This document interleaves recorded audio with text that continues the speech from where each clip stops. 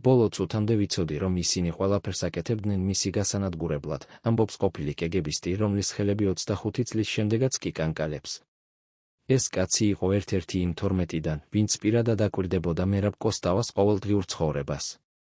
ის იცნობდა ყველა საიდუმლო ოპერაციას, ყველა პროვოკაციას, ყველა მცდელობას ამ ადამიანის მორალური და ფიზიკური დამსხვრევისთვის. მაგრამ რაღაც ხდებოდა, რაც არც თავად კეგებეს ეგონა. კოსტავა არ იმსხვრეოდა. არ ტყდებოდა. არ ნებდებოდა. 60 წლის განმავლობაში, ყოველი დღე, ყოველი საათი, ყოველი წუთი, ის იყო მათი სამიზნე. რა აიძულებდა ამ ადამიანს გაეგრძელებინა, როცა ყველაფერი მის წინააღმდეგ იყო? რა იცოდა ის, რაც ჩვენ არ ვიცით?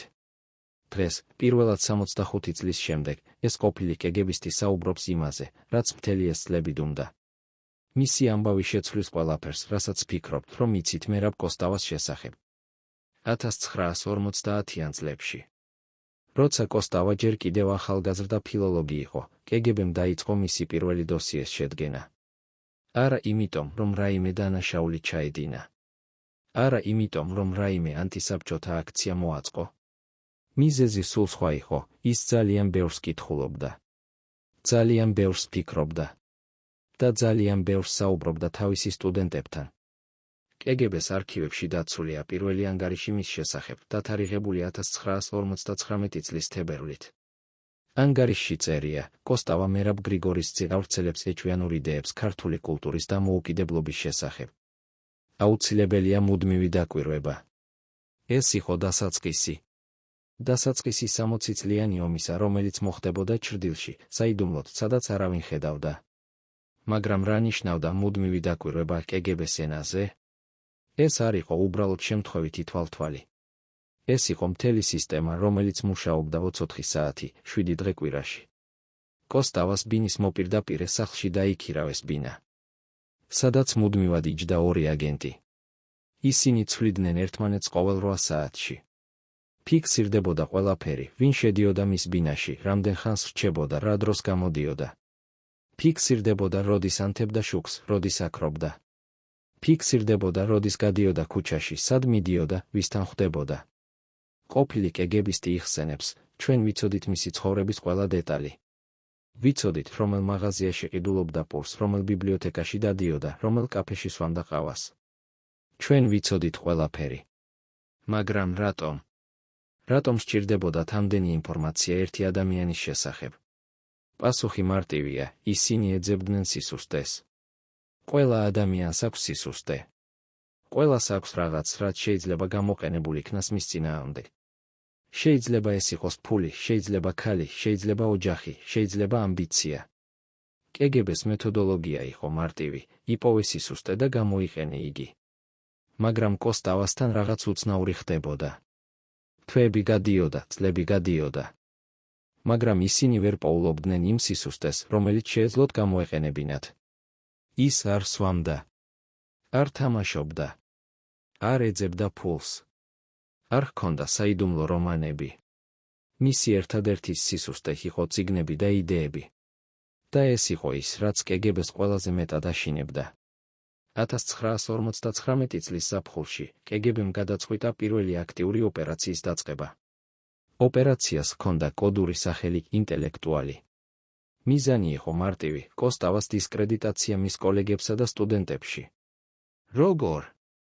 პირველი მეთოდი იყო ფალსიფიცირებული წერილები. კეგებეს სპეციალურ ლაბორატორიაში, რომელიც მდებარეობდა თბილისის ცენტრში, ერთ საიდუმლო შენობაში, მუშაობდნენ ექსპერტები, რომლებიც შეეძლოთ ნებისმიერი ხელწერის იმიტაცია. ისინი შეისწავლიდნენ კოსტავას ხელწერას თვეების განმავლობაში. ყოველი ასო, ყოველი ხაზი, ყოველი დახრილობა. და შემდეგ იწყებდნენ წერილების წერას მისი სახელით. წერილები, რომლებშიც კოსტავა თითქოს აკრიტიკებდა თავის კოლეგებს. ამხელდა მათ შეცდომებს, ამბობდა უსიამოვნო რამეებს მათ შესახებ. ეს წერილები ხვდებოდა უნივერსიტეტის ადმინისტრაციაში, კოლეგების ხელში, სტუდენტების საერთო საცხოვრებლებში. მიზანი იყო კოსტავას იზოლირება, მისი გარშემოეჩვისა და უნდობლობის ატმოსფეროს შექმნა. ყოფილი კეგებისტი იხსენებს, ჩვენ ფიქრობდით, რომ ეს იმუშავებდა. ჩვენ ფიქრობდით, რომ ადამიანები დაიჯერებდნენ ამ წერილებს და კოსტავა დარჩებოდა მარტო. მაგრამ მოხდა რაღაც, რაც ჩვენ არ ველოდით. რა მოხდა? კოსტავამ არ დაიწყო თავის გამართლება. არ დაიწყო ამ წერილების უარყოფა.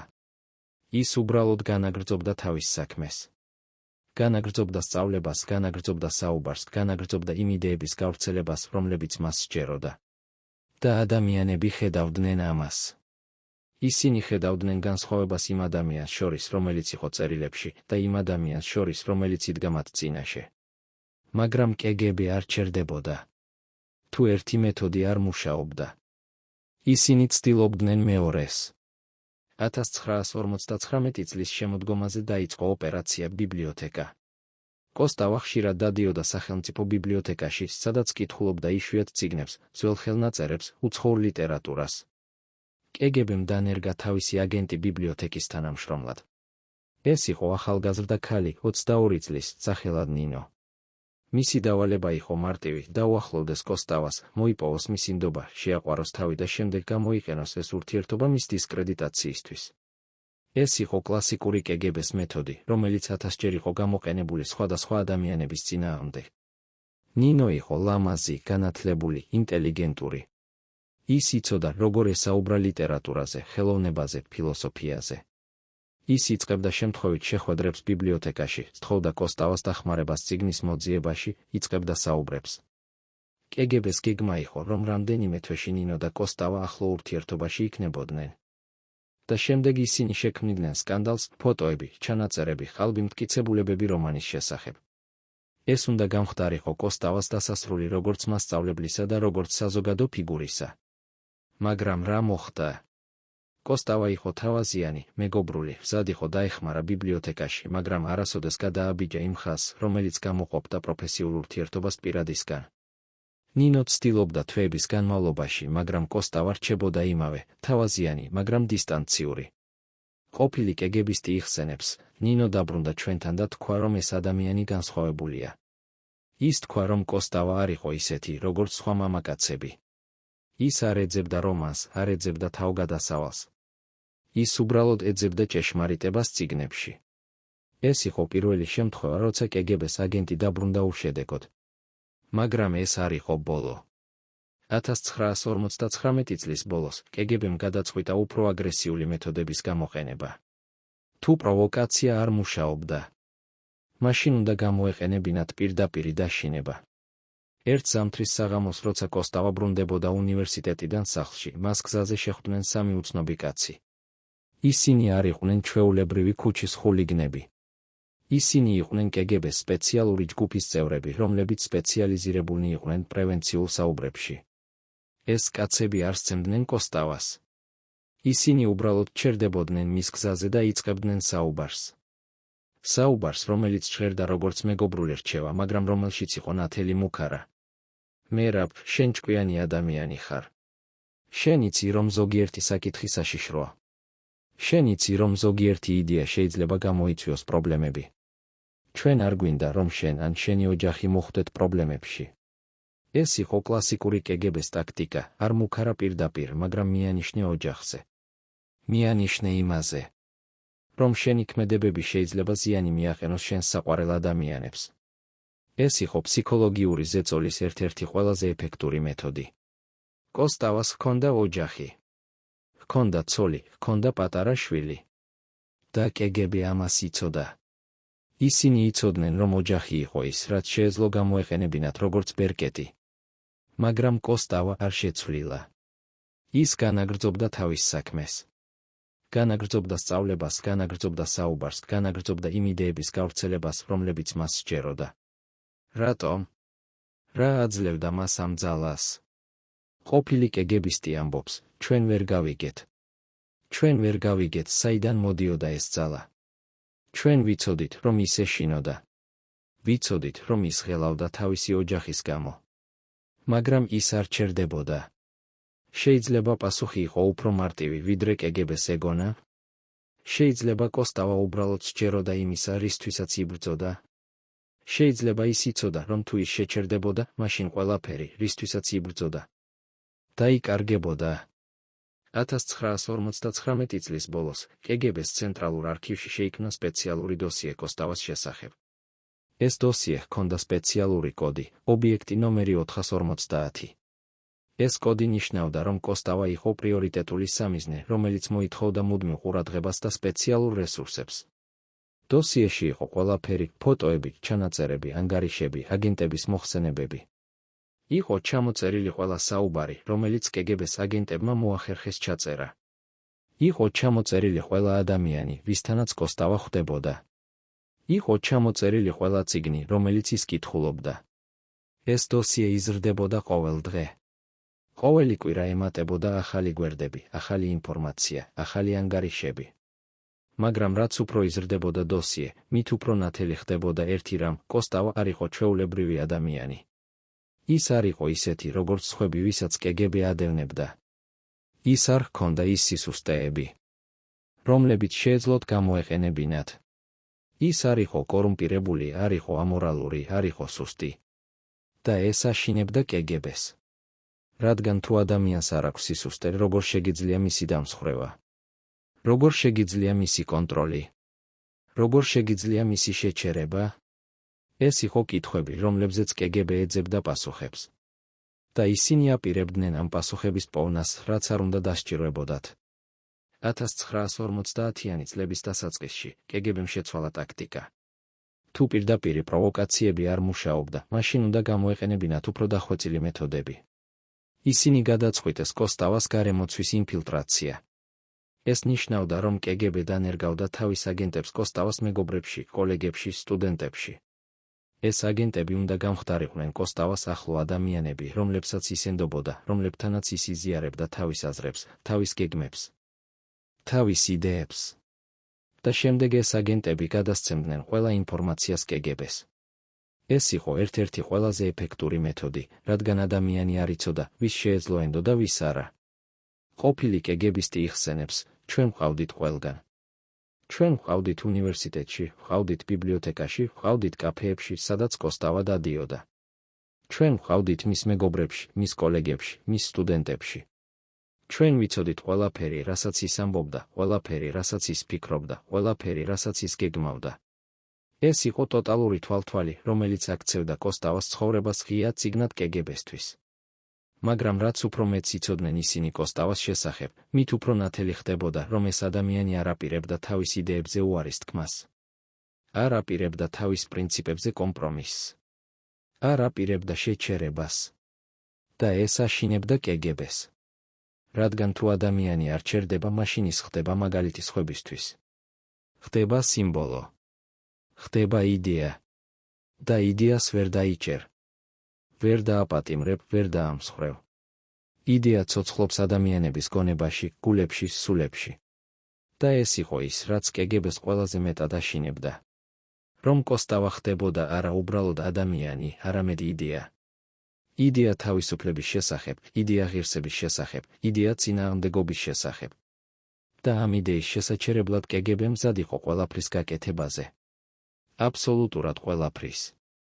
1950-იანი წლების შუა პერიოდში კგბ-მ დაიწყო ოპერაცია იზოლაცია. ამ ოპერაციის მიზანი იყო კოსტავას სრული იზოლირება საზოგადოებისგან. როგორ? პირველი. მისი პროფესიული კარიერის დაბლოკვა. კგბ-მ გაუგზავნა სპეციალური ინსტრუქციები ყველა საგანმანათლებლო დაწესებულებას თბილისში. კოსტავას არ უნდა მიეცათ საშუალება სწავლებისა. მას არ უნდა მიეცათ საშუალება გავლენის მოხდენისა ახალგაზრდებზე. მას არ უნდა მიეცათ პლატფორმა თავისი იდეების გავრცელებისთვის. ეს იყო პირველი ნაბიჯი. მეორე ნაბიჯი იყო მისი სოციალური კავშირების გაწყვეტა. კგბ-ს აგენტები იწყებდნენ ჭორების გავრცელებას კოსტავას შესახებ. ჭორები, რომ ის არის კგბ-ს ინფორმატორი. ჭორები, რომ ის ღალატობს თავის მეგობრებს. ჭორები, რომ ის თამაშობს ორმაგ თამაშს. ეს იყო ერთ-ერთი ყველაზე ეფექტური მეთოდი, რადგან ის ქმნიდა ეჭვს და უნდობლობას. ადამიანები იწყებდნენ ეჭვის შეტანას, შეიძლება ჭორები მართალია. შეიძლება კოსტავა მართლაც თამაშობს ორმაგ თამაშს. შეიძლება ის მართლაც არის კგბ-ს ადამიანი.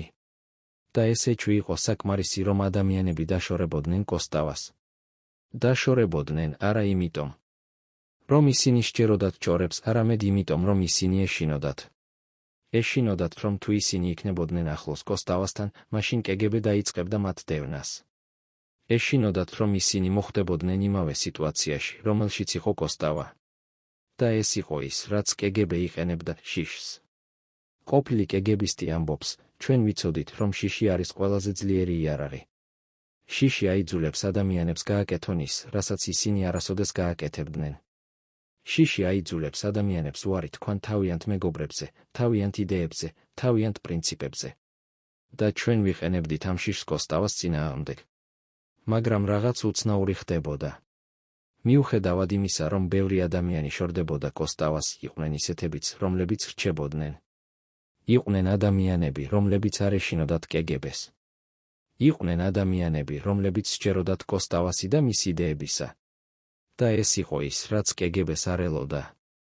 რომ იქნებოდნენ ადამიანები, რომლებიც იქნებოდნენ უფრო ძლიერები შიშზე. 1950-იანი წლების ბოლოს კგბ-მ გადაწყვიტა უფრო რადიკალური ნაბიჯების გადადგმა. თუ იზოლაცია არ მუშაობდა, მაშინ უნდა გამოეყენებინათ პირდაპირი რეპრესია. 1950 წლის ნოემბერში კოსტავა დააპატიმრეს პირველად. ოფიციალური ბრალდება იყო ანტისაბჭოთა პროპაგანდა. მაგრამ რეალური მიზეზი იყო სხვა. კგბ აპირებდა კოსტავას დამსხვრევას ციხეში. ციხე იყო ადგილი, სადაც კგბ-ს ჰქონდა სრული კონტროლი. სადაც ისინი შეეძლოთ გამოეყენებინათ ყველა მეთოდი: ფიზიკური ზეწოლა, ფსიქოლოგიური წამება, იზოლაცია, დეპრივაცია. ციხე იყო ადგილი, სადაც ადამიანები იმსხვრეოდნენ. სადაც ისინი კარგავდნენ თავიანთ ნებას, თავიანთ ღირსებას, თავიანთ იდენტობას. კოსტავა გაატარა ციხეში 2 წელი. 2 წელი, რომლის განმავლობაშიც კგბ ცდილობდა მის დამსხვრევას. ყოფილი კგბისტი იხსენებს, ჩვენ ვიყენებდით ყველა მეთოდს, რომელიც ჩვენ გვქონდა. ვაყენებდით მას მარტოობაში. სადაც ის არ ხედავდა არავის დღეების განმავლობაში. ვაყენებდით მას ისეთ პირობებში, სადაც ის ვერ იძინებდა, ვერ ჭამდა ნორმალურად, ვერ ფიქრობდა ნორმალურად. ჩვენ ვაყენებდით მას ისეთ ფსიქოლოგიურ ზეწოლას, რომელიც უნდა დაემსხვრა ნებისმიერი ადამიანი. მაგრამ კოსტავა არ იმსხვრეოდა. ის რჩებოდა იმავე, მტკიცე, პრინციპული, უკომპრომისო. როგორ? რა აძლევდა მას ამ ძალას? შეიძლება პასუხი იყო უფრო ღრმა, ვიდრე კგბ-ს შეეძლო გაეგო? 1952 წლის მარტში, როცა კოსტავა გათავისუფლდა ციხიდან, კგბ-ს ოფიცრები ელოდნენ დამსხვრეულ ადამიანს. ელოდნენ ადამიანს, რომელიც დათანხმდებოდა თანამშრომლობაზე, რომელიც მოინანიებდა, რომელიც შეწყვეტდა თავის საქმეს. მაგრამ რაც მოხდა, შეცვალა ყველაფერი. კოსტავა გამოვიდა ციხიდან უფრო ძლიერი, ვიდრე შევიდა. ის გამოვიდა არა როგორც დამარცხებული, არამედ როგორც გამარჯვებული. როგორ არის ეს შესაძლებელი? როგორ შეიძლება ადამიანმა გაიაროს 2 წელი კგბ-ს ციხეში და გამოვიდეს უფრო ძლიერი? ყოფილი კგბ-ისტი იხსენებს, როცა ჩვენ ვნახეთ ის, ჩვენ ვერ დავიჯერეთ. ის იყო იმავე კოსტავა, იმავე მზერით, იმავე ხმით, იმავე პრინციპებით. ჩვენ ვერაფერი შევცვალეთ მასში. და ეს იყო ჩვენი პირველი რეალური დამარცხება. მაგრამ კგბ არ აპირებდა დანებებას. თუ ციხე არ მუშაობდა, მაშინ უნდა გამოეყენებინათ სხვა მეთოდები. 1952 წლის გაზაფხულზე დაიწყო ოპერაცია ჩრდილი. ამ ოპერაციის მიზანი იყო კოსტავას ცხოვრების გაუსაძლისი გახადება. არა ციხეში, არამედ გარეთ. როგორ? პირველი მუდმივი თვალთვალი, რომელიც იყო ისე აშკარა, რომ კოსტავა ყოველთვის იცოდა, რომ მას აკვირდებოდნენ. ეს იყო ფსიქოლოგიური ზეწოლის მეთოდი, როცა ადამიანი იცის, რომ მას ყოველთვის აკვირდებიან. ის კარგავს თავისუფლების განცდას. კარგავს პირადი სივრცის განცდას. კარგავს უსაფრთხოების განცდას. მეორე, მუდმივი შევიწროებები. კოსტავა სჩერდებოდნენ ქუჩაში, ამოწმებდნენ მის დოკუმენტებს, ეკითხებოდნენ სად მიდის, რატომ მიდის, ვისთან ხვდება. ეს ხდებოდა ყოველ დღე, ზოგჯერ რამდენჯერმე დღეში. მესამე, ეკონომიკური ზეწოლა. კოსტავას არ აძლევდნენ საშუალებას მუშაობისა. არც ერთი საგანმანათლებლო დაწესებულება არ იღებდა მას სამსახურში. არც ერთი გამომცემლობა არ აქვეყნებდა მის ნაშრომებს. არც ერთი ბიბლიოთეკა არ აძლევდა მას წვდომას იშვიათ წიგნებზე. ის იყო სრულად იზოლირებული პროფესიული თვალსაზრისით. ყოფილი კგბ-ისტი ამბობს, ჩვენ ვაპირებდით მისი გაჭირვებას. ფიქრობდით, რომ თუ ის ვერ იშოვის საკვებს თავისი ოჯახისთვის, თუ ის ვერ გადაიხდის ქირას, თუ ის ვერ იცხოვრებს ნორმალურად, მაშინ ის დათანხმდება თანამშრომლობაზე. ეს იყო ჩვენი გეგმა. მაგრამ რაღაც უცნაური ხდებოდა. კოსტავა პოულობდა გზებს გადარჩენისთვის.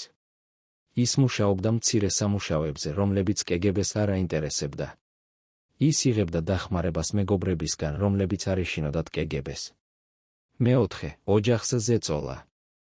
ეს იყო ყველაზე ეფექტური მეთოდი, რადგან ის მიზნად ისახავდა არა თავად კოსტავას, არამედ მის საყვარელ ადამიანებს. კეგები იწყებდა კოსტავას ცოლის შევიწროებას. მას სჩერდებოდნენ სამსახურში, ეკითხებოდნენ მის ქმარზე, აფრთხილებდნენ, რომ მისი ქმარი საშიშროა ოჯახისთვის. ისინი იწყებდნენ კოსტავას შვილის შევიწროებას სკოლაში.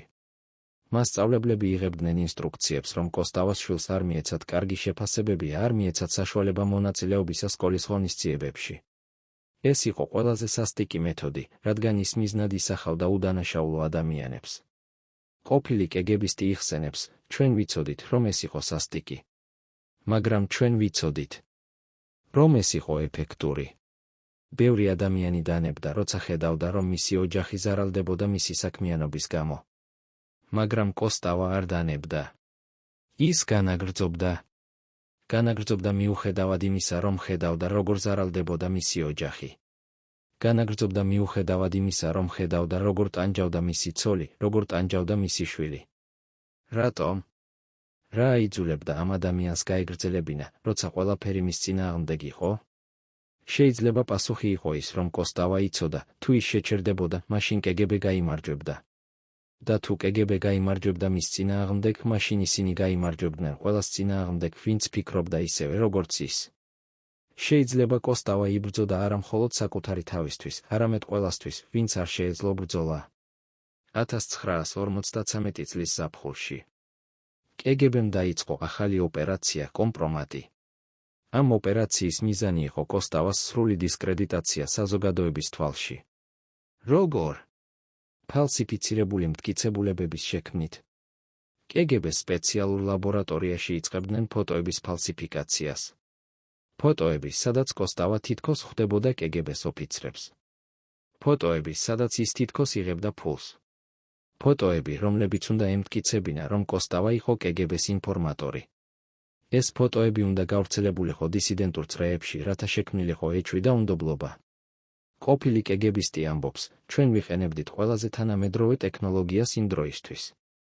ჩვენ შეგვექმნა ფოტოები, რომლებიც გამოიყურებოდა სრულიად რეალურად. ჩვენ შეგვექმნა დოკუმენტები, რომლებიც გამოიყურებოდა ავთენტურად. მაგრამ რაღაც უცნაური მოხდა. როცა ეს ფოტოები გავრცელდა, ადამიანები არ დაიჯერეს. რატომ? რადგან ისინი იცნობდნენ კოსტავას. ისინი იცოდნენ, თუ როგორი ადამიანი იყო ის. ისინი იცოდნენ, რომ ის არასოდეს გაყიდდა თავის პრინციპებს. ისინი იცოდნენ, რომ ის არასოდეს თანამშრომლობდა კეგებესთან. და ეს იყო ის, რაც კეგებს არ გაუთვალისწინებია, რომ კოსტავას რეპუტაცია იყო ისეთი ძლიერი, რომ არც ფალსიფიცირებული მტკიცებულებები შეეძლო მისი დანგრევა. ყოფილი კეგებისტი იხსენებს, ეს იყო ჩვენი მეორე დიდი დამარცხება. ჩვენ ვფიქრობდით, რომ ადამიანები დაიჯერებდნენ ამ მტკიცებულებებს. მაგრამ ისინი არ დაიჯერეს. და ეს გვიჩვენა, რომ კოსტავა იყო უფრო ძლიერი, ვიდრე ჩვენ ვფიქრობდით. 1953 წლის შემოდგომაზე კეგებემ გადაწყვიტა უკიდურესი ზომების მიღება. თუ არაფერი სხვა მუშაობდა, მაშინ უნდა გამოეყენებინათ ფიზიკური ძალადობა. არა ციხეში, არამედ ქუჩაში. ერთ საღამოს, როცა კოსტავა ბრუნდებოდა სახლში, მას თავს დაესხნენ სამი უცნობი კაცი. ისინი არ იყვნენ ჩვეულებრივი ქუჩის ხულიგნები.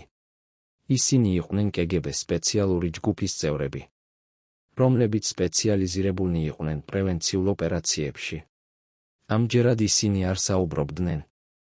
ისინი სცემდნენ პროფესიონალურად, ისე რომ არ დარჩენილიყო ხილული კვალი, მაგრამ რომ დარჩენილიყო შიდა დაზიანებები. სცემდნენ ისე, რომ კოსტავა მიგრძნო ფიზიკური ტკივილი, მაგრამ რომ არ შეეძლო მტკიცება, ვინ გააკეთა ეს. კოსტავა მოხვდა საავადმყოფოში. ექიმები დაადგინეს რამდენიმე გატეხილი ნეკნი, შიდა სისხლჩაქცევები, კონკურსია. მაგრამ როცა მილიცია მოვიდა და ჰკითხა, ვინ გააკეთა ეს, კოსტავამ უთხრა, არ ვიცი. ბნელი იყო. ვერ დავინახე მათი სახეები. რატომ? რატომ არ უთხრა მან მართალი? ყოფილი კეგებისტი ამბობს, ჩვენ ველოდით, რომ ის დაგვიბრალდებოდა. ველოდით, რომ ის იტყოდა, რომ ეს იყო კეგებე. მაგრამ ის არაფერი თქვა.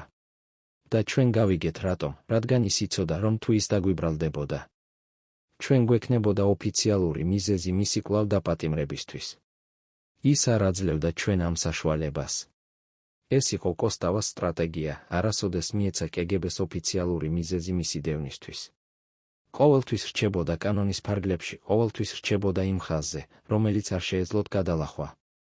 1944 წლის გაზაფხულზე კოსტავა გამოჯანმრთელდა ფიზიკურად, მაგრამ კეგები არ ჩერდებოდა. ისინი აპირებდნენ ახალი ოპერაციის დაწყებას ფსიქოლოგიური წნეხი. ამ ოპერაციის მიზანი იყო კოსტავას ფსიქიკური ჯანმრთელობის დარღვევა. როგორ? მუდმივი ფსიქოლოგიური ტერორით. პირველი ღამის ზარები. ყოველ ღამეს სხვადასხვა დროს კოსტავას ტელეფონი რეკავდა. როცა ის აიღებდა, არავინ საუბრობდა. უბრალოდ სიჩუმე. ან უცნაური ხმები. ან მუქარები. ეს გრძელდებოდა თვეების განმავლობაში.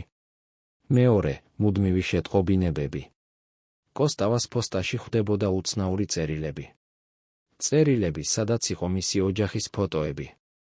წერილები, სადაც იყო მუქარები. წერილები, სადაც იყო დეტალური აღწერა იმისა, თუ რა მოხდებოდა მის ოჯახთან, თუ ის არ შეწყვეტდა თავის საქმეს. მესამე, მუდმივი თვალთვალი, რომელიც იყო ისე აშკარა, რომ კოსტავა ყოველთვის იცოდა, რომ მას აკვირდებოდნენ. კეგებეს მანქანა იდგა მის ბინის წინ 4 საათი. კეგებეს აგენტები მიჰყვებოდნენ მას ყველგან, მაღაზიაში, ბიბლიოთეკაში, პარკში. ისინი არ ფარავდნენ თავს. ისინი აპირებდნენ, რომ კოსტავა მეგრძნო, რომ ის ყოველთვის იყო დაკვირვების ქვეშ. ყოფილი კეგებისტი იხსენებს, ჩვენ ვაპირებდით მის გაგიჟებას. ვფიქრობდით, რომ თუ ადამიანი ცხოვრობს მუდმივ სტრესში, მუდმივ შიში, მუდმივ დაძაბულობაში, მაშინ ის ადრე თუ გვიან იმსხვრევა. ეს იყო ჩვენი გეგმა. მაგრამ კოსტავა არ იმსხვრეოდა. ის რჩებოდა მშვიდი, კონცენტრირებული, ფოკუსირებული თავის საქმეზე. როგორ?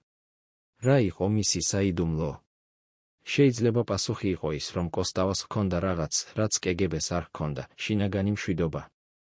მშვიდობა, რომელიც მოდიოდა იმ ცოდნიდან, რომ ის აკეთებდა სწორს. მშვიდობა, რომელიც მოდიოდა იმ რწმენიდან, რომ მისი საქმე იყო სამართლიანი. მშვიდობა, რომელიც მოდიოდა იმ გაგებიდან, რომ ისტორია მოგვიანებით მოიტანდა სამართლიანობას. ყოფილი კეგებისტი ამბობს, ჩვენ ვერასოდეს გავიგეთ, საიდან მოდიოდა ეს ძალა. ჩვენ ვიყენებდით ყველა მეთოდს, რომელიც ჩვენ გვქონდა. მაგრამ არაფერი მუშაობდა. და ეს იყო ის, რაც ჩვენ ყველაზე მეტად აშინებდა, რომ არსებობდა ადამიანი, რომელიც იყო უფრო ძლიერი ჩვენზე. შეიძლება ეს იყო ის, რაც კეგებეს ყველაზე მეტად აშინებდა, არა კოსტავას იდეები, არა მისი სიტყვები, არამედ მისი არსებობა. არსებობა, რომელიც ამტკიცებდა, რომ შესაძლებელია წინააღმდეგობა. შესაძლებელია გაძლება. შესაძლებელია გამარჯვება. 1944 წლის ზაფხულში კეგებეს ცენტრალურ არქივში შეიქმნა სპეციალური ანალიტიკური ჯგუფი, რომლის ერთადერთი დავალება იყო კოსტავას შესწავლა. ეს ჯგუფი შედგებოდა ფსიქოლოგებისგან, სოციოლოგებისგან, ფილოსოფოსებისგან. მათი დავალება იყო გაეგოთ, რატომ კოსტავა არ იმსხვრეოდა. რა იყო მისი საიდუმლო? როგორ შეეძლო ერთ ადამიანს გაეძლო იმას, რასაც ვერავინ ვერ უძლებდა? ისინი შეისწავლიდნენ კოსტავას ბიოგრაფიას, მის ოჯახურ ისტორიას, მის განათლებას, მის ფსიქოლოგიურ პროფილს. ისინი ეძებდნენ პასუხებს. მაგრამ რაც უფრო მეტ შეისწავლიდნენ, მით უფრო ნათელი ხდებოდა, რომ კოსტავა არ იყო ჩვეულებრივი ადამიანი. ის იყო ადამიანი, რომელსაც ჰქონდა უნიკალური კომბინაცია თვისებებისა, ინტელექტი, პრინციპულობა, გამბედაობა, მოთმინება, სიმტკიცე. და ეს კომბინაცია აქცევდა მას თითქმის შეუძლებელ სამიზნედ კეგებესთვის. ანალიტიკური ჯგუფის ანგარიშში, რომელიც დაცულია კეგებეს არქივში, წერია, ობიექტი ნომერი 450 წარმოადგენს უნიკალურ შემთხვევას. მას არ გააჩნია ის სისუსტეები, რომლებიც ჩვეულებრივ გამოიყენება ასეთ ოპერაციებში. ის არ რეაგირებს ფიზიკურ ზეწოლაზე, ფსიქოლოგიურ ტერორზე, ეკონომიკურ შევიწროებაზე. რეკომენდაცია, ოპერაციის შეწყვეტა და ობიექტის მუდმივი დაკვირვების რეჟიმში გადაყვანა. ეს იყო პირველი შემთხვევა კგბ-ს ისტორიაში, როცა ისინი აღიარებდნენ დამარცხებას. პირველი შემთხვევა, როცა ისინი ამბობდნენ, ჩვენ ვერ შევძელით ამ ადამიანის დამსხვრევა. მაგრამ ეს არ ნიშნავდა, რომ ისინი ჩერდებოდნენ. ეს უბრალოდ ნიშნავდა, რომ ისინი იცვლიდნენ სტრატეგიას. თუ ვერ შეეძლოთ კოსტავას დამსხვრევა, მაშინ ისინი უბრალოდ აკვირდებოდნენ მას. აკვირდებოდნენ და ელოდებოდნენ. ელოდებოდნენ იმ მომენტს, როცა ის გააკეთებდა შეცდომას. ელოდებოდნენ იმ მომენტს, როცა მათ ექნებოდათ რეალური მიზეზი მისი დასაპატიმრებლად. ელოდებოდნენ იმ მომენტს, როცა ისინი შეძლებდნენ მის საბოლოო განადგურებას. მაგრამ ეს მომენტი არასოდეს მოვიდა. კოსტავა იყო ძალიან ფრთხილი, ძალიან გონივრული, ძალიან სტრატეგიული. ის იცოდა, რომ კგბ ელოდა მის შეცდომას. და ის არასოდეს აკეთებდა ამ შეცდომას. ის ყოველთვის რჩებოდა კანონის ფარგლებში. ყოველთვის რჩებოდა იმ ხაზზე, რომელიც არ შეეძლოთ გადალახვა. და ეს იყო მისი გამარჯვება. გამარჯვება, რომელიც არ იყო დრამატული, არ იყო სპექტაკლური, მაგრამ რომელიც იყო რეალური. გამარჯვება, რომელიც ნიშნავდა, რომ ის გადარჩა. გადარჩა როგორც ადამიანი, როგორც იდეა, როგორც სიმბოლო. და ეს იყო ის, რაც კგბ-ს ყველაზე მეტად აშინებდა, რომ კოსტავა გადარჩა. რომ ის არ იმსხვრა. რომ ის არ დანებდა. რომ ის განაგრძობდა იმის ყოფნას, რაც ის იყო, თავისუფალი ადამიანი თავისუფალი იდეებით. 1945 წლის გაზაფხულზე, კგბ-ს არქივებში გამოჩნდა ახალი დოსიე კოსტავას შესახებ. ამჯერად კოდური სახელი იყო უკვდავი. რატომ ასეთი სახელი? რადგან კგბ-ს ოფიცრები აღიარებდნენ, ეს ადამიანი არ კვდება. არა ფიზიკურად. არამედ იდეოლოგიურად. ყოველი მათი მცდელობა მისი დამსხვრევისა აძლიერებდა მას. ყოველი მათი პროვოკაცია აქცევდა მას უფრო ცნობილად. ყოველი მათი თავდასხმა აქცევდა მას უფრო სიმბოლოდ. ყოფილი კგბ-ისტი იხსენებს, ჩვენ შევქმნით მონსტრი. არა იმიტომ, რომ კოსტავა იყო მონსტრი, არამედ იმიტომ, რომ ჩვენი მეთოდები აქცევდნენ მას ლეგენდად. ადამიანები საუბრობდნენ მასზე. ადამიანები აფასებდნენ მას. ადამიანები ხედავდნენ მასში იმას, რაც მათ სურდათ ყოფილიყვნენ, თავისუფალი. ეს იყო კგბ-ს ყველაზე დიდი შეცდომა, ისინი ფიქრობდნენ, რომ რეპრესიები შეაჩერებდნენ იდეებს. მაგრამ რეპრესიები აძლიერებდნენ იდეებს. 1945 წლის ზაფხულში დაიწყო ოპერაცია სარკე. ამ ოპერაციის მიზანი იყო კოსტავას გარშემო ისეთი რეალობის შექმნა, სადაც ის ვერ იცოდა, ვის შეეძლო ენდო. როგორ? კგბ-მ დანერგა თავისი აგენტები კოსტავას ყველაზე ახლო წრეში. ეს არ იყვნენ უბრალოდ ინფორმატორები. ეს იყვნენ ადამიანები, რომლებიც უნდა გამხდარიყვნენ კოსტავას საუკეთესო მეგობრები. ადამიანები, რომლებიც იზიარებდნენ მის იდეებს, მონაწილეობდნენ მის საუბრებში, მხარს უჭერდნენ მის საქმეს. მაგრამ რომლებიც ამავე დროს აწვდიდნენ ყველა ინფორმაციას კგბ-ს. ყოფილი კგბ-ისტი ამბობს, ჩვენ ვყავდით ყველგან. ჩვენ ვყავდით მის სუფრასთან, მის სახლში, მის საუბრებში. ჩვენ ვიცოდით ყველაფერი, ყოველი სიტყვა, ყოველი აზრი, ყოველი გეგმა. მაგრამ ჩვენ ვერ ვიყენებდით ამ ინფორმაციას, რადგან კოსტავა არასოდეს არ ღვევდა კანონს. ის საუბრობდა იდეებზე, არა მოქმედებებზე. ეს იყო კოსტავას გენიალურობა, ის იცოდა, რომ კგბ აკვირდებოდა. ის იცოდა, რომ მის გარშემო იყვნენ ინფორმატორები. მაგრამ ის არასოდეს არ აკეთებდა იმას, რაც შეეძლოთ გამოეყენებინათ მის წინააღმდეგ. ის საუბრობდა ლიტერატურაზე, ფილოსოფიაზე, ისტორიაზე. ის საუბრობდა იდეებზე, არა კონკრეტულ მოქმედებებზე. ის საუბრობდა პრინციპებზე, არა გეგმებზე. და ეს აქცევდა მას შეუხებლად. კგბ-ს შეეძლო ჩაეწერა ყველა მისი საუბარი, მაგრამ ამ საუბრებში არაფერი იყო, რაც შეეძლოთ გამოეყენებინათ როგორც მტკიცებულება. ყოფილი კგბ-ისტი იხსენებს, ეს იყო ყველაზე იმედგაცრუებული ოპერაცია. ჩვენ ვყავდით ყველგან, მაგრამ ვერაფერი ვიპოვეთ. კოსტავა იყო ძალიან ჭკვიანი. ძალიან ფრთხილი. ძალიან სტრატეგიული. 1946 წლის შემოდგომაზე კგბ-მ გადაწყვიტა ახალი მიდგომის გამოცდა. თუ ვერ შეეძლოთ კოსტავას დამსხვრევა რეპრესიებით, შეიძლება შეეძლოთ მისი დამსხვრევა გულმოწყალებით. ეს იყო ახალი ტაქტიკა, რბილი ძალა. კგბ-ს ოფიცერი, რომელსაც ჰქონდა სპეციალური უფლებამოსილება, მივიდა კოსტავასთან და შესთავაზა გარიგება. არა მუქარით, არამედ შეთავაზებით. მერაბ, ჩვენ ვაფასებთ შენს ინტელექტს. ვაფასებთ შენს განათლებას. ვაფასებთ შენს შესაძლებლობებს. რატომ არ იმუშავებ ჩვენთან? არა როგორც ინფორმატორი. არამედ როგორც კონსულტანტი. შენ შეგიძლია დაგვეხმარო კულტურული პოლიტიკის შემუშავებაში.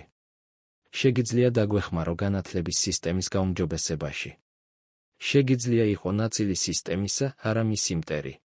ეს იყო კლასიკური კგბ-ს მეთოდი, შეთავაზება, რომელიც ჟღერდა როგორც კომპრომისი, მაგრამ რომელიც რეალურად იყო კაპიტულაცია. კოსტავას პასუხი იყო მარტივი და ნათელი: მე არ ვარ სისტემის მტერი. მე ვარ იმ სისტემის მტერი, რომელიც არღვევს ადამიანის ღირსებას. თუ თქვენ შეცვლით სისტემას, მე ვიქნები მისი ნაწილი. მაგრამ მანამდე მე ვიქნები მისი კრიტიკოსი. ყოფილი კგბ-ისტი იხსენებს, ეს იყო პირველი შემთხვევა, როცა ჩვენი ოფიცერი დაბრუნდა და თქვა, ეს ადამიანი არ იყიდება. არა იმიტომ, რომ ჩვენ არ შევთავაზეთ საკმარისი, არამედ იმიტომ, რომ ის არ იყიდება საერთოდ. ეს იყო კოსტავას ძალა, ის არ იყო კორუმპირებადი. არც ფულით, არც პოზიციით, არც პრივილეგიებით. მისი ერთადერთი ფასი იყო პრინციპები. და ეს იყო ფასი, რომელსაც კგბ ვერ გადაიხდიდა. 1947 წლის გაზაფხულზე კგბ-ს ცენტრალურ შტაბში გაიმართა სპეციალური შეკრება კოსტავას საქმის განსახილველად. შეკრებაზე დამსწრე იყვნენ უმაღლესი რანგის ოფიცრები, რომლებიც პასუხისმგებელნი იყვნენ საქართველოს რესპუბლიკაზე. დღის წესრიგში იყო ერთი კითხვა: რა ვქნათ კოსტავასთან? ყოფილი კგბ-ისტი, რომელიც დამსწრე იყო ამ შეკრებაზე, იხსენებს, ეს იყო უჩვეულო შეკრება. ჩვეულებრივ, ჩვენ ვიცოდით, რა უნდა გაგვეკეთებინა. მაგრამ კოსტავასთან ჩვენ არ ვიცოდით. ჩვენ გამოვიყენეთ ყველა მეთოდი. ყველაფერი, რაც ჩვენ გვქონდა. მაგრამ არაფერი მუშაობდა. შეკრებაზე წარმოდგენილი იყო სრული ანგარიში, ყველა ოპერაცია, ყველა მცდელობა, ყველა შედეგი. ანგარიში აჩვენებდა, რომ კოსტავა იყო უნიკალური შემთხვევა. ადამიანი, რომელიც გაუძლო ყველაფერს. შეკრების დასკვნა იყო მოულოდნელი, კოსტავას საქმე უნდა გადაეცათ მოსკოვს. ეს ნიშნავდა, რომ თბილისის კგბ აღიარებდა. რომ ვერ გაართვა თავი ამ ადამიანს. ეს ნიშნავდა, რომ ისინი ითხოვდნენ დახმარებას უფრო მაღალი ინსტანციისგან. ეს ნიშნავდა, რომ კოსტავა იყო ისეთი მნიშვნელოვანი სამიზნე, რომ მოითხოვდა ცენტრალური ხელმძღვანელობის ყურადღებას. ყოფილი კგბ-ისტი ამბობს, ეს იყო ჩვენი აღიარება, რომ ჩვენ წავაგეთ. ჩვენ არ შევძელით კოსტავას დამსხრევა. და ჩვენ ვიმედოვნებდით, რომ მოსკოვი იცოდა რაღაც, რაც ჩვენ არ ვიცოდით. მაგრამ რა შეეძლო მოსკოვს, რაც თბილისს არ შეეძლო? რა მეთოდები ჰქონდა მათ, რაც თბილისს არ ჰქონდა? პასუხი იყო მარტივი: არაფერი. რადგან პრობლემა არ იყო მეთოდებში. პრობლემა იყო კოსტავაში. ის იყო ადამიანი, რომელიც არ იმსხვრეოდა. 1947 წლის ზაფხულში მოსკოვიდან ჩამოვიდა სპეციალური ჯგუფი. ეს იყო კგბ-ს ელიტური განყოფილება, რომელიც სპეციალიზირებული იყო რთულ შემთხვევებში. ეს იყვნენ ადამიანები, რომლებსაც ჰქონდათ გამოცდილება ყველაზე რთული დისიდენტების დამუშავებაში. ისინი ჩამოვიდნენ თბილისში ერთი მიზნით: შეესწავლათ კოსტავა და იპოვონ მისი სისუსტე. ისინი დაატარეს 3 თვე კოსტავას შესწავლაში. ისინი გაანალიზეს ყველა დოსიე, ყველა ანგარიში, ყველა ჩანაწერი. ისინი ესაუბრნენ ყველა აგენტს, რომელიც მუშაობდა კოსტავაზე. ისინი შეისწავლეს მისი ბიოგრაფია, მისი ფსიქოლოგია, მისი мотиваცია. და მათი დასკვნა იყო იგივე, რაც თბილისის კგბ-ს: კოსტავა არ იყო ჩვეულებრივი ადამიანი. ის იყო ადამიანი, რომელსაც ჰქონდა უნიკალური კომბინაცია თვისებებისა, რომელიც აქცევდა მას თითქმის შეუძლებელ სამიზნედ. მოსკოვის ჯგუფის ანგარიშში, რომელიც დაცულია კგბ-ს ცენტრალურ არქივში, წერია: ობიექტი კოსტავა მერაბ წარმოადგენს უნიკალურ შემთხვევას საბჭოთა კავშირის კგბ-ს პრაქტიკაში. მას არ გააჩნია ის სისუსტეები, რომლებიც ჩვეულებრივ გამოიყენება ასეთ ოპერაციებში. ის არ რეაგირებს არც ფიზიკურ, არც ფსიქოლოგიურ, არც ეკონომიკურ ზეწოლაზე. მისი мотиваცია არ არის პირადი, არა ფული, არა ძალაუფლება, არა სახელი. მისი мотиваცია არის იდეოლოგიური, რწმენა თავისუფლებაში, ღირსებაში, სამართლიანობაში. ასეთი мотиваცია არის ყველაზე რთული დასამსხვრევად, რადგან ის არ არის დამოკიდებული გარე ფაქტორებზე. რეკომენდაცია, ობიექტის მუდმივი დაკვირვება, მაგრამ აქტიური ოპერაციების შეწყვეტა. ყოველი აქტიური ოპერაცია აძლიერებს ობიექტის პოზიციას საზოგადოებაში. ეს იყო ისტორიული მომენტი. პირველად საბჭოთა კავშირის კგბ-ს ისტორიაში მოსკოვი აღიარებდა, რომ ვერ შეძლო ერთი ადამიანის დამსხვრევა. ყოფილი კგბ-ისტი იხსენებს, როცა ჩვენ წავიკითხეთ ეს ანგარიში, ჩვენ ვერ დავიჯერეთ. მოსკოვი, რომელიც ყოველთვის იცოდა რა უნდა გაეკეთებინა, ამბობდა, ჩვენც არ ვიცით. ეს იყო შოკი ჩვენთვის. მაგრამ ეს იყო რეალობა. კოსტავა გაიმარჯვა. არა იმიტომ, რომ ის იყო ძლიერი ფიზიკურად, არამედ იმიტომ, რომ ის იყო ძლიერი მორალურად. ეს იყო კოსტავას გამარჯვება. გამარჯვება, რომელიც არ იყო დრამატული, არ იყო სპექტაკლური, მაგრამ რომელიც იყო აბსოლუტური. ის გადარჩა. ის არ იმსხვრა. ის არ დანებდა. და ეს იყო ყველაფერი. 1948 წლის შემოდგომაზე კგბ-მ შეცვალა სტრატეგია კოსტავასთან მიმართებაში. თუ ვერ შეეძლოთ მისი დამსხვრევა, მაშინ ისინი უბრალოდ აკვირდებოდნენ. მაგრამ ეს დაკვირვება იყო განსხვავებული. ეს აღარ იყო აქტიური ოპერაცია. ეს იყო პასიური მონიტორინგი. კგბ აღარ ცდილობდა კოსტავას პროვოცირებას, აღარ ცდილობდა მის დისკრედიტაციას, აღარ ცდილობდა მის დამსხვრევას. ისინი უბრალოდ აკვირდებოდნენ და აფიქსირებდნენ. აფიქსირებდნენ ყველაფერს, სად მიდის, ვისთან ხვდება, რაზე საუბრობს. მაგრამ აღარ იყენებდნენ ამ ინფორმაციას. რატომ? რადგან ისინი იცოდნენ, რომ ყოველი მცდელობა კოსტავას წინააღმდეგ აქციის განსახორციელებლად აძლიერებდა მას. ყოფილი კგბ-ისტი ამბობს, ჩვენ ვისწავლეთ ერთი რამ, ზოგჯერ საუკეთესო სტრატეგია არის არაფრის გაკეთება. ზოგჯერ საუკეთესო გზა მტრის დასამარცხებლად არის მისი იგნორირება. მაგრამ ეს იგნორირება არ იყო სრული. კგბ კვლავ აკვირდებოდა. კვლავ აფიქსირებდა. კვლავ აგროვებდა ინფორმაციას. რატომ? რადგან ისინი ელოდნენ. ელოდნენ იმ მომენტს, როცა კოსტავა გააკეთებდა შეცდომას. ელოდნენ იმ მომენტს, როცა ის გადალახავდა ხაზს. ელოდნენ იმ მომენტს, როცა მათ ექნებოდათ რეალური, ლეგალური მიზეზი მისი დასაპატიმრებლად. მაგრამ ეს მომენტი არასოდეს მოვიდა. კოსტავა იყო ძალიან ფრთხილი. ძალიან გონივრული. ძალიან სტრატეგიული. ის იცოდა, რომ კგბ ელოდა მის შეცდომას. და ის არასოდეს აკეთებდა ამ შეცდომას. ყოფილი კგბ-ისტი იხსენებს, ეს იყო ყველაზე იმედგაცრუებული პერიოდი ჩვენთვის. ჩვენ ვაკვირდებოდით ადამიანს, რომელიც იცოდა, რომ ჩვენ ვაკვირდებოდით. ჩვენ ველოდით მის შეცდომას, მაგრამ ის არასოდეს აკეთებდა შეცდომას. ეს იყო თამაში, რომელშიც ჩვენ ვერასოდეს გავიმარჯვებდით. 1959 წლის გაზაფხულზე კგბ-ს არქივებში შეიქმნა საბოლოო ანგარიში კოსტავას შესახებ. ეს ანგარიში იყო შეჯამება ყველა ოპერაციისა, ყველა მცდელობისა, ყველა შედეგისა. ანგარიში იყო 200 გვერდზე მეტი. ის შეიცავდა დეტალურ ანალიზს ყველა მეთოდისა, რომელიც გამოყენებული იყო კოსტავას წინააღმდეგ. ის შეიცავდა დეტალურ ანალიზს იმისა, რატომ ეს მეთოდები არ მუშაობდა. და ის შეიცავდა დასკვნას, რომელიც იყო ისტორიული, კოსტავა მერაბ არის ადამიანი, რომელიც ვერ იმსხვრა.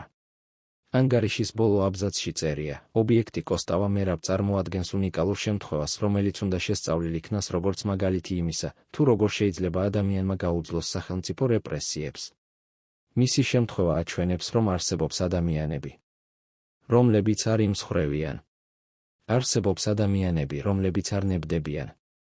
არსებობს ადამიანები, რომლებიც რჩებიან ერთგულნი თავიანთ პრინციპებს მიუხედავად ყველაფრისა. ეს იყო კგბ-ს აღიარება. აღიარება, რომ ისინი წააგეს. აღიარება, რომ კოსტავა გაიმარჯვა. მაგრამ ეს აღიარება არასოდეს არ გახდა საჯარო. ეს ანგარიში დარჩა საიდუმლო. დარჩა კგბ-ს არქივებში. დარჩა იქ, სადაც არავინ ხედავდა. რატომ? რადგან კგბ არ შეეძლო აღიარება საჯაროდ, რომ ერთმა ადამიანმა დაამარცხა მთელი სისტემა. არ შეეძლო აღიარება, რომ ერთმა ადამიანმა გაუძლო ყველაფერს, რაც მათ ჰქონდათ. არ შეეძლო აღიარება, რომ არსებობდა ადამიანი, რომელიც იყო უფრო ძლიერი მათზე. ყოფილი კგბ-ისტი ამბობს, ეს ანგარიში იყო ჩვენი საიდუმლო. ჩვენი სირცხვილი. ჩვენი დამარცხება. და ჩვენ ვინახავდით მას საიდუმლოდ, რადგან ჩვენ არ შეგვეძლო, რომ სამყარო მიცოდა, რომ ჩვენ წავაგეთ. მაგრამ დღეს, 25 წლის შემდეგ, ეს ანგარიში ხელმისაწვდომია. დღეს ჩვენ შეგვიძლია წავიკითხოთ ის. შეგვიძლია ვნახოთ, რა წერია იქ. შეგვიძლია ვიცოდეთ, რა ფიქრობდა კგბ კოსტავაზე. და რაც ვკითხულობთ, არის შოკის მომგვრელი. რადგან ეს არის აღიარება იმისა, რომ ერთმა უბრალო ადამიანმა, რომელსაც არ ჰქონდა არმია, არ ჰქონდა ფული, არ ჰქონდა ძალაუფლება, შეძლო გაეძლო მთელ სისტემას. სისტემას, რომელსაც ჰქონდა ყველაფერი, ძალაუფლება, რესურსები, მეთოდები. მაგრამ რომელსაც არ ჰქონდა ერთი რამ, მორალური უპირატესობა. და ეს იყო ის, რაც კოსტავას ჰქონდა. მორალური უპირატესობა. რწმენა იმისა, რომ ის აკეთებდა სწორს. რწმენა იმისა, რომ ისტორია იქნებოდა მის მხარეს. რწმენა იმისა, რომ სამართლიანობა გაიმარჯვებდა. და ეს რწმენა აძლევდა მას ძალას. ძალას გაეძლო ყველაფერს. ძალას გაეგრძელებინა, როცა ყველაფერი მის წინააღმდეგ იყო. ძალას დარჩენილიყო ერთგული თავის პრინციპებს, როცა ყველა სხვა ნებდებოდა. ყოფილი კგბისტი ამბობს, დღეს. როცა ვიხსენებ კოსტავას, მე ვგრძნობ რაღაც უცნაურს. არა სიძულვილს, არა გაბრაზებას, არამედ პატივისცემას. პატივისცემას ადამიანის მიმართ, რომელმაც გააკეთა ის, რაც ჩვენ ფიქრობდით, რომ შეუძლებელი იყო. რომელმაც გვიჩვენა, რომ არსებობს რაღაც, რაც უფრო ძლიერია ძალაუფლებაზე, რესურსებზე, რეპრესიებზე. და ეს რაღაც არის ადამიანის სული. სული, რომელიც არ იმსხვრევა. სული, რომელიც არ ნებდება. სული, რომელიც რჩება თავისუფალი მიუხედავად ყველაფრისა. დღეს, როცა ვკითხულობთ კგბ-ს არქივებს, ვხედავთ რაღაც უჩვეულოს. ვხედავთ, რომ კოსტავას საქმე არ იყო უბრალოდ ერთი ადამიანის საქმე. ეს იყო საქმე იდეის შესახებ. იდეის, რომ ადამიანს შეუძლია წინააღმდეგობა. შეუძლია გაძლება. შეუძლია გამარჯვება. და ეს იდეა იყო ის, რაც კგბ-ს ყველაზე მეტად აშინებდა. რადგან იდეას ვერ დაიჭერ. ვერ დააპატიმრებ. ვერ დაამსხვრევ. იდეა ცოცხლობს ადამიანების გონებაში, გულებში, სულებში. და კოსტავას იდეა თავისუფლების, ღირსების. წინააღმდეგობის შესახებ ცოცხლობდა. ცოცხლობდა მიუხედავად ყველაფრისა, რასაც კგბ აკეთებდა. ცოცხლობდა და ვრცელდებოდა. ვრცელდებოდა ერთი ადამიანიდან მეორეზე. ერთი თაობიდან მეორეზე. და ეს იყო კოსტავას ნამდვილი გამარჯვება. არა ის, რომ ის გადარჩა. არამედ ის, რომ მისი იდეა გადარჩა. გადარჩა და გაიმარჯვა.